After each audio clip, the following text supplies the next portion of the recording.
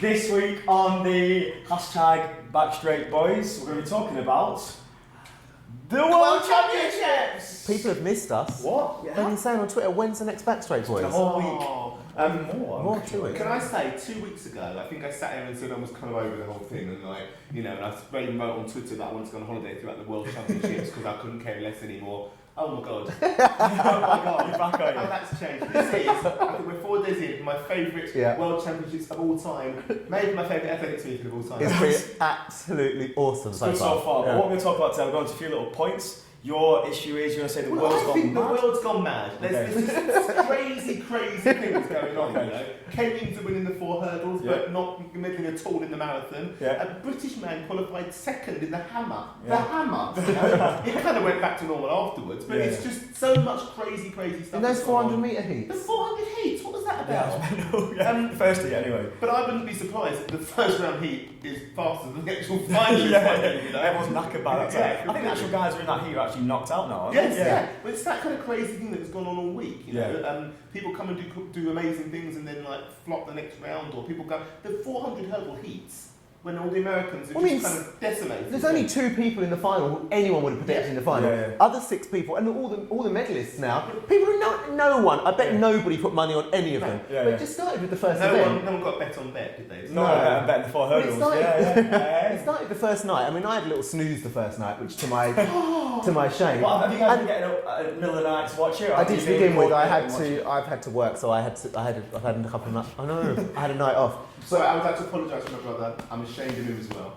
Sorry. Why are you ashamed? What's happened? Because he hasn't been sticking up. What? I'm not a proper fan. That's horrible. I've been getting up early and watching it. Well, that's what I did yesterday. And then, last night wasn't on, so that was proper night's sleep. Anyway, Gebre Selassie won the marathon. Now that in itself doesn't sound too shocking, does it? But it turns out it's some 19-year-old guy that no one's ever heard of in their life. No one put money on him winning at all. Well, in the big prediction contest, one person out of about 400. Really?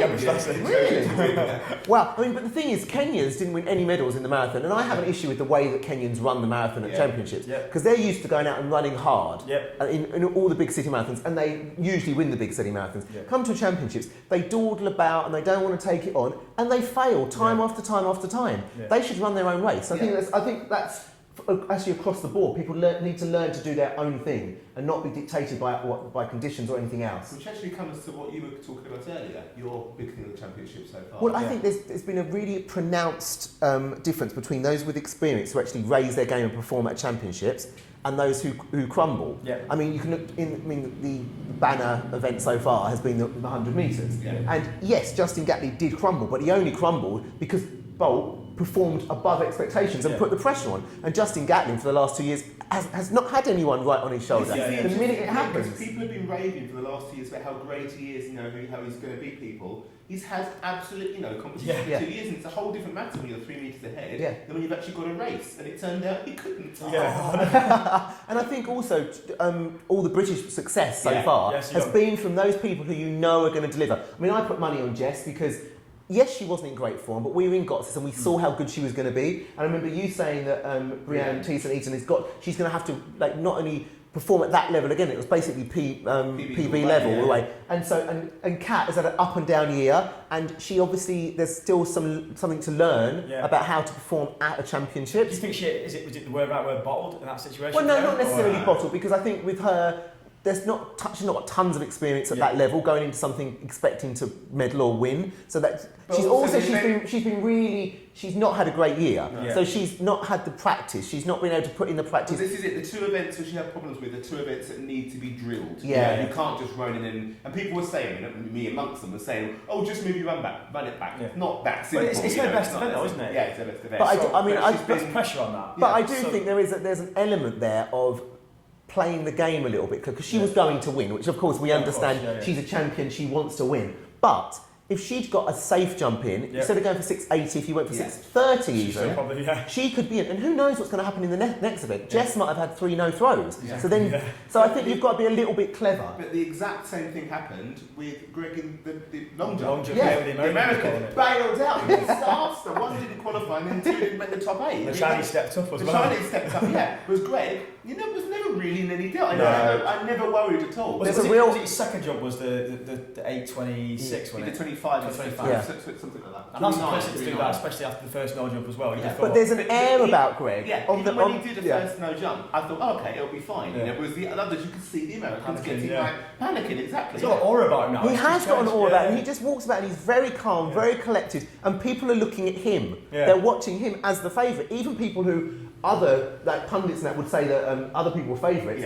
They're looking at Greg, so he's got that aura about him now, which is invaluable. But just looking at Americans overall, who come out of the American Championships having done amazing performances. Well, 10,000 metres, wasn't it, with the Americans? Molly Huddle. Bless her. So harsh. I watched that. I was like, it is harsh, but it's a schoolgirl error. Massive schoolgirl error. Massive schoolgirl error. But you look at the long jump, they're all useless. In the 4 hurdles. But Sean Jackson went out in the first, literally the first. What? Apparently a hamstring injury of some description, but he ran it horribly anyway, didn't he? Evan Yeager. Yeah, but Kenboy. I love Kenboy. Ezekiel Kenboy is absolutely awesome. I love him. But and the women in the 1500, they're having a really bad championship. She lost a shoe, didn't she? Yeah, Jenny Simpson did. But Shannon Roby didn't. Running their own races anyway, weren't they? They were letting it be dictated by. Well, that's again another Rudisha in the 800. Prime example. Awesome. Prime example of someone with experience just saying. If you want to win this race, you're going to have to beat me because I'm not going to let you. He basically dictated that race from beginning to end. They all didn't know what to do. He stood in front.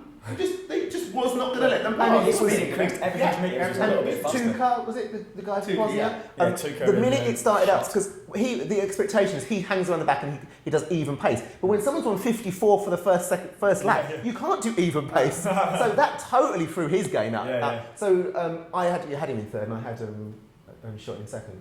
I didn't leave him the tee shot. Oh, you didn't leave him at all? Oh, leave him out. So the same token, sorry, we haven't talked about Mo. This is the first time ever that I can remember in about the last 4 or 5 championships when the Kenyans at least tried a bit to take it to Mo. There's a quote, wasn't there? They were saying they were trying to kill him in the race, the Kenyans, and he overheard them having a talk about it. And he was like, well, we can't kill this one. In terms of him. But they at least they tried this time. It's always been my problem. Not with Mo's races, is that the other people haven't had the confidence to try and beat him. They at least tried this time. They still failed, thank God. But it's a prime example again of that experience showing. Mo was not going to lose that race. I remember back in the day when Richard Chalimo and Moses Tanui, they'd have a team tactic. They'd sacrifice someone to go off really fast and to mess up the race. Now obviously they don't behave like that anymore. There's no that kind of team tactics. So it was nice to see at least someone make a little bit of an effort because there's no other way to beat Mo. There isn't. Well, even then. Right, so the next point we'll come on to is my thing. I said there's a good versus evil thing, and I got a bit fed up of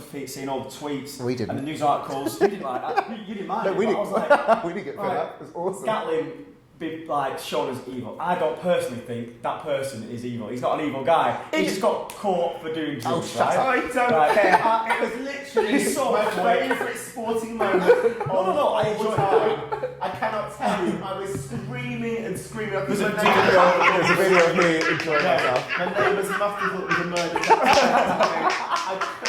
I almost turned it off.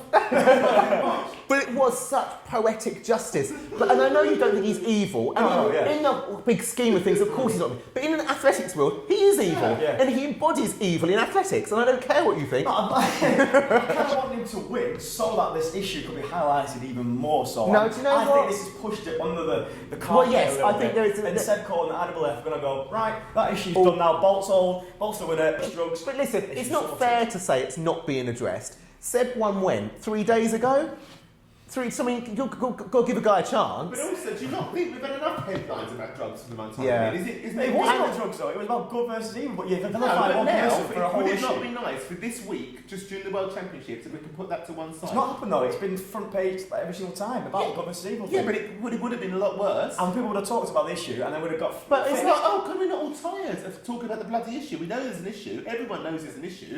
And what I don't like is that we all know the issue and we understand the issue. The general public don't necessarily understand the issue. So just banging on about it with really really crap facts that aren't even facts and misinformation is not helpful. I think that it's really nice to have a championships with great stories coming out of the championships. Yeah, they are great performances, great heroes, great stories coming out of it. So just let's for a week have something positive to talk about, and so that we can actually remember what it is that we love about the sport in the first place, and hopefully get some public support back on side. Yeah, so for posting Jess Ennis winning, he said exactly. It's good things. It's really good stuff. And yes, there is an issue, and I think in some ways it's good that the issue's been highlighted. I don't like the way it was highlighted, but it's good that it has been. And so let Sebco, he's good or whatever you think about him. He's the new boss. Yeah.